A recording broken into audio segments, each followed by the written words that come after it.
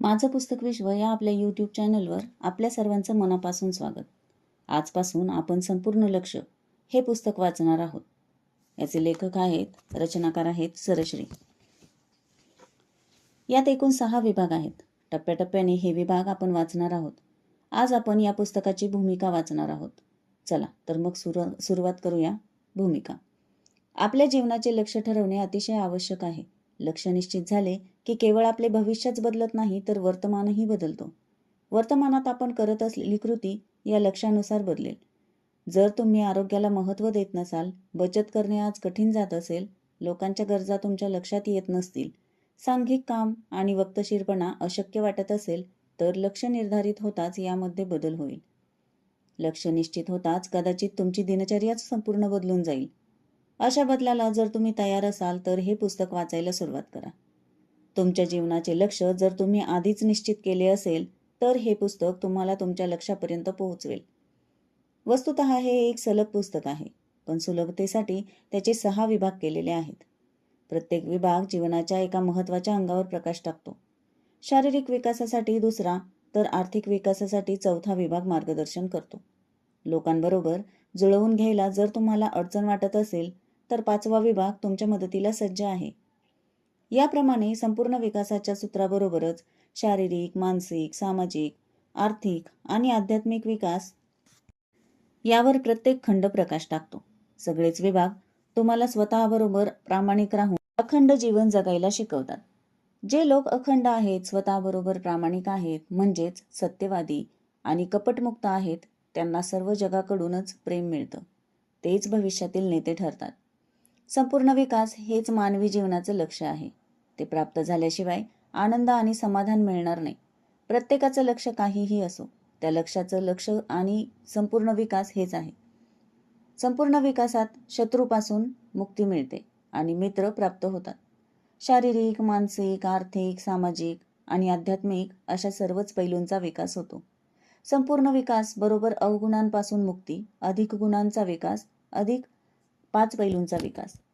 माणसाच्या जन्मापासूनच प्रत्येक क्षणी त्याचा विकासच होत असतो.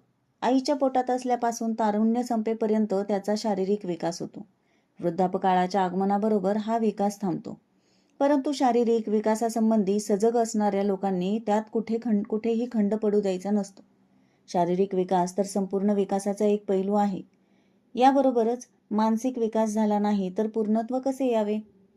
याबरोबरच आर्थिक, सामाजिक आणि आध्यात्मिक विकास त्या व्यक्तीला आनंदाचा स्रोत बनवतो. या 5 विकासानंतर तेजज्ञान प्राप्त करायला हवं. तोच तर जीवनाचा मूळ उद्देश आहे. ते प्राप्त होताच मनुष्याचा संपूर्ण तेज विकास होतो. विकासाचा अर्थ काय? तर संपूर्ण उमलणं, सर्व शक्यता मोकळ्या होणं, विकसित होणं. जगातले सर्वात सुंदर छायाचित्र जर कॅमेऱ्यातच पडून असेल तर त्याचा काय उपयोग? ते प्रत्यक्ष समोर आल्याशिवाय त्याची अभिव्यक्ती कशी होणार? कॅमेऱ्यातले छायाचित्र कुणीच पाहू शकत नाही. तद्वतच शरीर, मन, बुद्धी यांच्या सर्व शक्यता उमलणं यालाच विकास म्हणतात. आणि या तिन्हींच्या पलीकडे असलेल्या चैतन्याचा बोध होणं, त्याचं आकलन होणं म्हणजेच तेजविकास. शारीरिक विकासासाठी योग्य सात्विक आहार, व्यायाम, पुरेशी विश्रांती आणि प्राणायाम यांचा अवलंब करावा. याबरोबरच निसर्गाने दिलेल्या वरदानांचा जसे की हवा, पाणी, सूर्यप्रकाश, वनौषधी यांचाही उचित वापर करावा. मानसिक विकासासाठी सकारात्मक विचार, मोठं लक्ष आणि उत्तम गुण यांचा अंगीकार करावा. वाईट विचार आणि अवगुण यांच्यापासून नेहमी 4 हात लांब राहावे. भय, चिंता, क्रोध इत्यादींपासून मुक्ती मिळवावी. बौद्धिक विकासासाठी व्यवहार कुशलता, दूरदर्शीपणा आणि सृजनशीलता याचा अभ्यास करावा. संपूर्ण विकासासाठी या पुस्तकाचे वाचन, त्यावर चिंतन, मनन करावे. यात दिलेल्या सूत्रांनुसार कार्यास सुरुवात करावी. ज्या लोकांना वाचनाची सवय नाही ते निरक्षरांपेक्षा काय वेगळे? या पुस्तकाचा हेतूच मुळी संपूर्ण विकास लवकरात लवकर साध्य करण्याचे ज्ञान देणे हा आहे.